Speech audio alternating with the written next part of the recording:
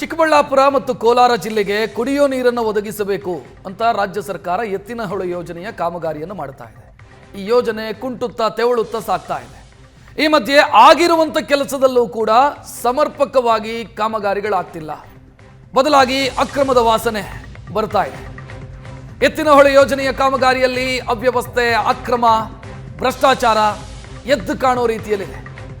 ನೀರು ಹರಿಯೋ ಮುನ್ನವೇ ಕುಸಿದು ಹೋಗಿದೆ ಎತ್ತಿನಹೊಳೆಯ ನಾಲೆಗಳು. ಕಾಮಗಾರಿ ಪೂರ್ಣಗೊಂಡಿರೋ ನಾಲೆಗಳು ಕುಸಿತವಾಗಿದ್ದಾವೆ. ಎಷ್ಟು ಅದ್ಭುತವಾಗಿ ಕೆಲಸ ಮಾಡಿದ್ದಾರೆ ಅನ್ನೋದಕ್ಕೆ ಉದಾಹರಣೆ ಕೊಡೋ ರೀತಿಯಲ್ಲಿ ನಾಲೆಗಳು ಬ್ಲಾಕ್ ಆಗೋ ರೀತಿಯಲ್ಲಿ ಅಪಾರ ಪ್ರಮಾಣದ ಮಣ್ಣು ಬಿದ್ದಿದೆ. ಎತ್ತಿನಹೊಳೆ ಯೋಜನೆಯನ್ನ ಜಾರಿಗೆ ತರುವ ಮುಖಾಂತರ ಚಿಕ್ಕಬಳ್ಳಾಪುರ, ಕೋಲಾರ, ದೇವನಹಳ್ಳಿ ಈ ಭಾಗಕ್ಕೆಲ್ಲ ನೀರು ಕೊಡ್ತೀವಿ ಅಂತ ರಾಜ್ಯ ಸರ್ಕಾರ ಹೇಳಿದೆ. ಈ ಯೋಜನೆ ಆರಂಭ ಆಗುವಾಗಲೇ ಅಪಸ್ವರಗಳಿತ್ತು.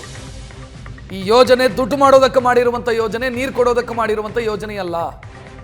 ಕೋಲಾರಕ್ಕೆ ನೀರು ತಲುಪಲ್ಲ, ಚಿಕ್ಕಬಳ್ಳಾಪುರಕ್ಕೆ ನೀರು ತಲುಪಲ್ಲ, ಬದಲಾಗಿ ಪೈಪ್ಲೈನ್ ಯೋಜನೆ ಇದು ಅನ್ನುವಂಥ ಟೀಕೆಗಳಿತ್ತು.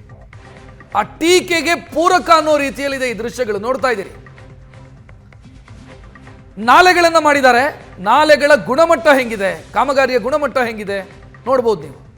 ನಾಲೆಗಳು ಕುಸಿದು ಬಿದ್ದಿದ್ದಾವೆ. ನೀರು ಹರಿಯೋ ಮುನ್ನವೇ ಇಂಥ ಸ್ಥಿತಿ. ನಾಳೆ ಒಂದು ವೇಳೆ ನೀರು ಲಿಫ್ಟ್ ಮಾಡೋದಕ್ಕೆ ಶುರು ಮಾಡಿದ್ರು ಅಂತ ಅನ್ಕೊಳ್ಳೋಣ, ನೀರು ಹರಿಸೋದಕ್ಕೆ ಶುರು ಮಾಡಿದ್ರು ಅಂತ ಅನ್ಕೊಳ್ಳೋಣ, ಈ ನಾಲೆಗಳಲ್ಲಿ ನೀರು ಹರಿಯೋದಕ್ಕೆ ಸಾಧ್ಯ ಇದೆಯಾ? ಇದನ್ನು ನಂಬಿಕೊಂಡು ಕೋಲಾರ, ಚಿಕ್ಕಬಳ್ಳಾಪುರ ಭಾಗದ ಜನ ಪಾಪ ಕಾಯ್ತಿದ್ದಾರೆ. ಕುಡಿಯೋ ನೀರು ಎತ್ತಿನಹೊಳೆಯಿಂದ ಬರುತ್ತೆ, ಸಕಲೇಶಪುರದಿಂದ ಬರುತ್ತೆ ಅಂತ. ಬಟ್ ಇದು ದುಡ್ಡು ಮಾಡೋದಕ್ಕೆ, ದುಡ್ಡು ಹೊಡೆಯೋದಕ್ಕೆ ಮಾಡಿರೋ ಯೋಜನೆನಾ ಅನ್ನುವಂಥ ಅನುಮಾನ ದೃಶ್ಯಗಳನ್ನ ನೋಡಿದ್ರೆ ನಮಗೆ ಆ ಅನುಮಾನ ಕಾಡ್ತಾ ಇದೆ. ಏನು 13,000 ಕೋಟಿಯಿಂದ ಪ್ರಾರಂಭ ಆಯಿತು ಈ ಒಂದು ಬೃಹತ್ ಮಟ್ಟದ ಯೋಜನೆ, ಇವತ್ತು 24,000 ಕೋಟಿ ಪರಿಷ್ಕೃತ ದರಕ್ಕೆ ನಿಂತಿದೆ.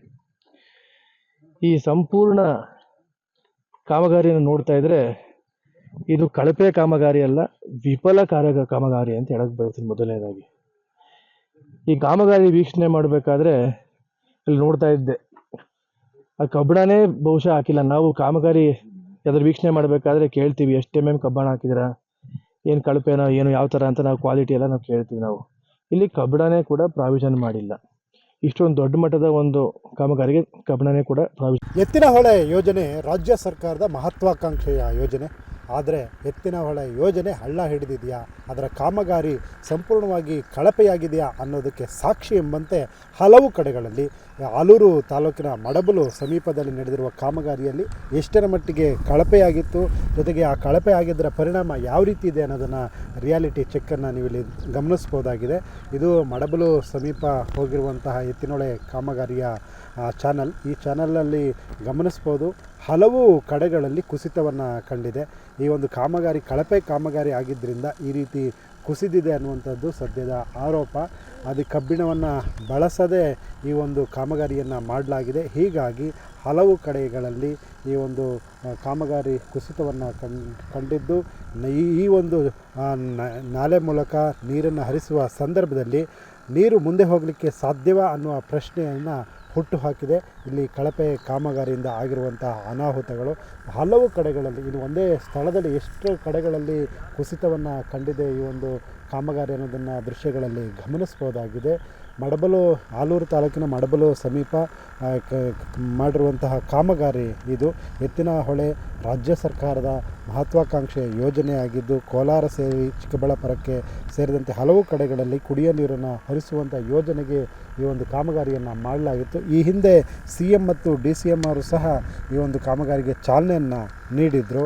ಆದರೆ ಹಲವು ಕಡೆಗಳಲ್ಲಿ ಕಾಮಗಾರಿ ಕಳಪೆ ಕಾಮಗಾರಿಯಿಂದಾಗಿ ಕುಸಿತವನ್ನು ಕಂಡಿದ್ದು, ಮುಂದೆ ಎತ್ತಿನಹೊಳೆ ಯೋಜನೆ ಚಾಲನೆಯನ್ನು ಕೊಟ್ಟು ನೀರನ್ನು ಹರಿಸುವ ಸಂದರ್ಭದಲ್ಲಿ ಇದು ಆ ಒಂದು ನಿರ್ದಿಷ್ಟ ಸ್ಥಳಕ್ಕೆ ತಲುಪುತ್ತಾ ನೀರು ಅನ್ನುವಂಥ ಪ್ರಶ್ನೆಯನ್ನು ಕಳಪೆ ಕಾಮಗಾರಿ ಮತ್ತು ಇಲ್ಲಿ ಕುಸಿದಿರುವಂತಹ ಕಾಮಗಾರಿಯಿಂದಾಗಿ ಪ್ರಶ್ನೆ ಉದ್ಭವಿಸಿರುವಂಥದ್ದು.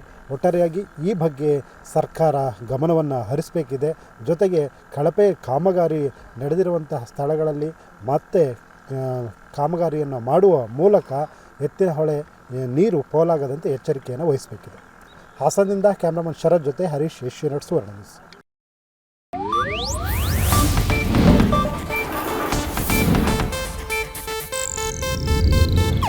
ಇದು ಏಷ್ಯಾನೆಟ್ ನ್ಯೂಸ್ ನೆಟ್ವರ್ಕ್ ಪ್ರಸ್ತುತಿ.